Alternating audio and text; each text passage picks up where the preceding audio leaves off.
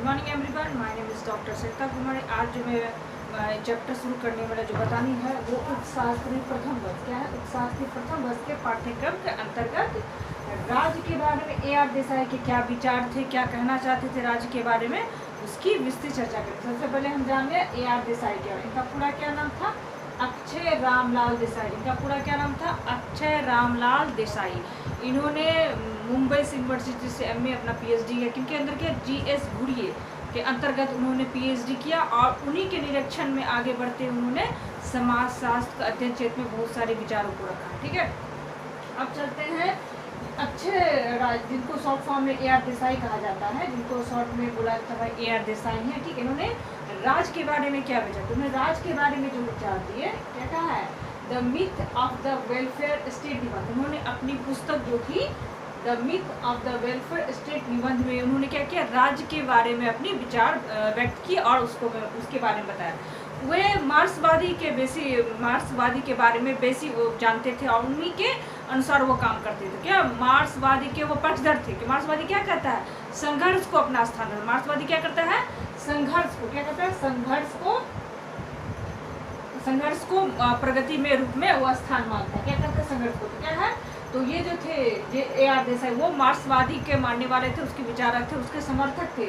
उन्होंने उनकी पुस्तक जो थी the myth of the welfare पुस्तक में उन्होंने राज्य के बारे में बताया कि राज्य की जो कल्याणकारी जो सपना है, राज्य के कल्याणकारी बनाना, वो पूंजीवादी व्यवस्था में नहीं हो सकता। क्या कि पूंजीवादी व्यवस्था में कभी हम कल्याणकारी राज्य के बारे में नहीं सोचते। क्यों नहीं सोचते हैं? कि पूंजीवादी अपने पैसे के बारे में सोचेगा, वो कल्याण क्यों करेगा? वो अपना स्वतः विकास करेगा कि वो राज कल्याण के बारे में सोचेगा। ठीक है, उन्होंने क्या किया? आधुनिक पूंजीवाद का राज्य को समझने में इनकी विशेष रुचि। क्या है? आधुनिक पूंजीवाद कि आधुनिक पूंजीवाद में राज्य को समझने की उन्होंने ज़्यादा कोशिश की और समझने की ये कोशिश की कि राज्य को पूंजीवाद से कैसे अलग किया जाए। अलग संभव नहीं था। ठीक है, जिससे समझने के लिए उन्होंने मार्क्सवादी दृष्टिकोण को अपनाया। क्या है?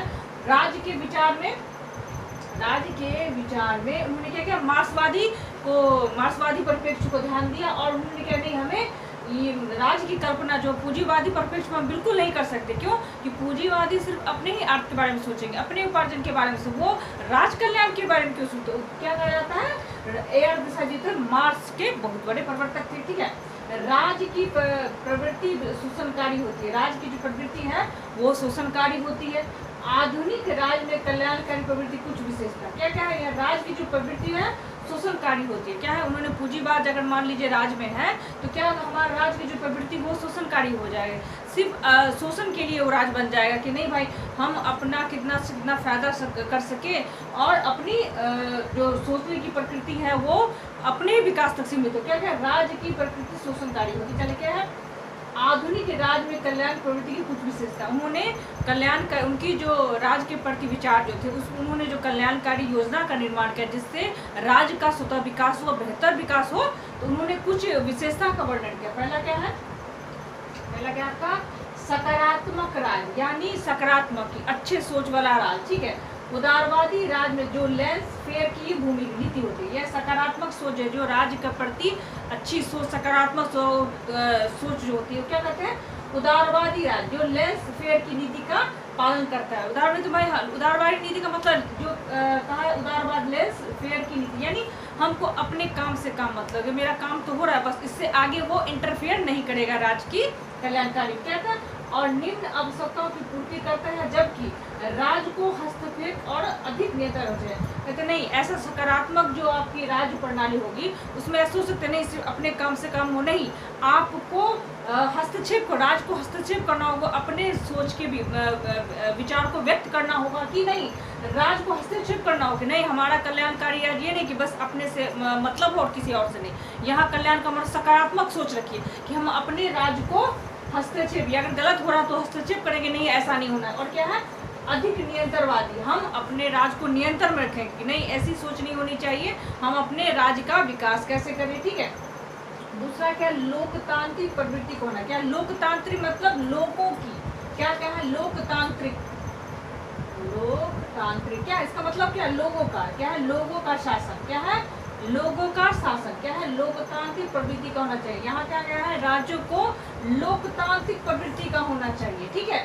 लोकतांत्रिक की अनिवार्यता, ये अनिवार्यता होना चाहिए, ठीक है, जिसमें लोकतांत्रिक संस्था, दल हो या चुनाव को कल्याणकारी राज्य की प्रमुख है। क्या है, लोकतांत्रिक संस्था, यानी जो हमारा राज्य लोकतांत्रिक संस्था का होना चाहिए, और यहाँ पे दल और चुनाव की जो प्रक्रिया हो वो राज्य के कल्याण के लिए और राज्य के विकसित के लिए और कल्याण राज्य की प्रमुख विशेषता है, ठीक है। मिश्रित अर्थव्यवस्था, देखिएगा, मिश्रित मतलब कि पहले सार्वजनिक या सार्वजनिक जो सभी लोगों के लिए और निजी, ये दोनों मिलके, सार्वजनिक एवं निजी, ये दोनों मिलके ही अपना आर्थिक या मिश्रित अर्थव्यवस्था में अपना योगदान करते थे। सार्वजनिक में भी लोग अपना व्यवसाय करते थे और अर्थोपार्जन करते थे और राज्य को विकसित बनाते, और निजी जो अपनी होती है, जो आप स्वयं की जो दुकानें या कोई वस्तु खरीदते हैं, बेचते हैं, तो क्या वो निजी, आपकी जो अपनी संपत्ति है वो क्या कहलाती है, निजी संपत्ति। तो उस दोनों में तालमेल था, ये दोनों मिलके राज्य को, यानी राज्य को विकसित बनाने के लिए आगे बढ़ते थे, और इसे मिश्रित अर्थव्यवस्था कहा जाता है। अब क्या है, कल्याणकारी राज्य के परिभाषा को तरीके, यानी परिश्रम, उसको परीक्षण जो है, कल्याणकारी राज्य के जो आप परीक्षण कीजिएगा कैसे, तो पहला क्या है, गरीबी, भेदभाव और सुरक्षा।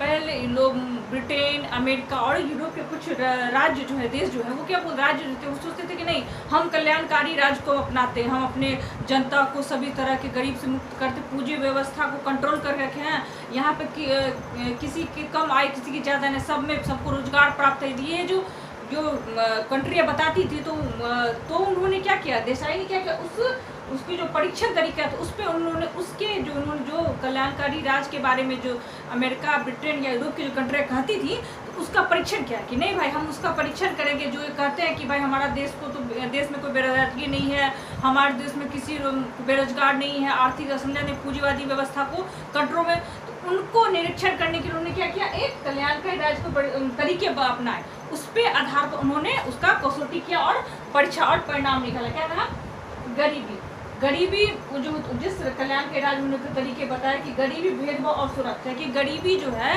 कोई ज़्यादा पैसे वाला है कम, उसमें नियंत्रण है कि नहीं, उसका क्या भेदभाव, जो कोई काला है, कोई गोरा है, या किसी तरह का कलर वगैरह सब पे जो भेदभाव है कि नहीं, ठीक।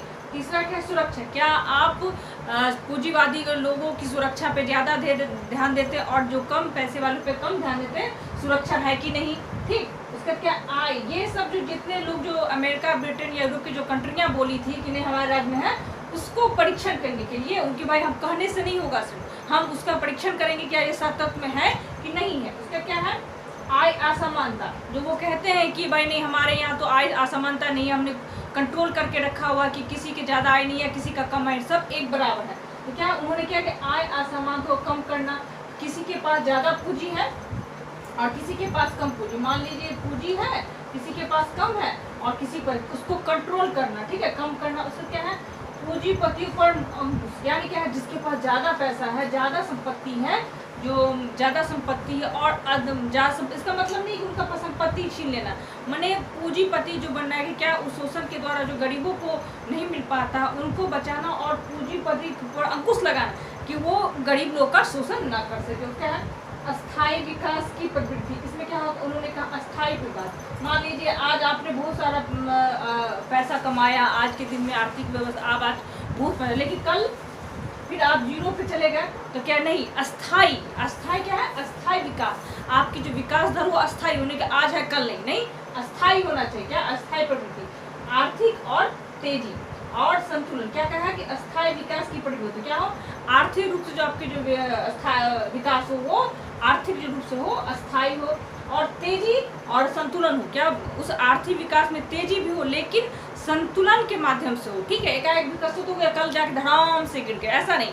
क्या है कि अस्थाई विकास हो और तेजी भी हो और अस्थाई विकास और संतुलन हो। आपके विकास की जो प्रक्रिया वो संतुलन में न हो, ये अप डाउन नहीं, संतुलन में हो, और क्या हो, आर्थिक विकास हो आपका और तेजी से, लेकिन अस्थाई विकास हो।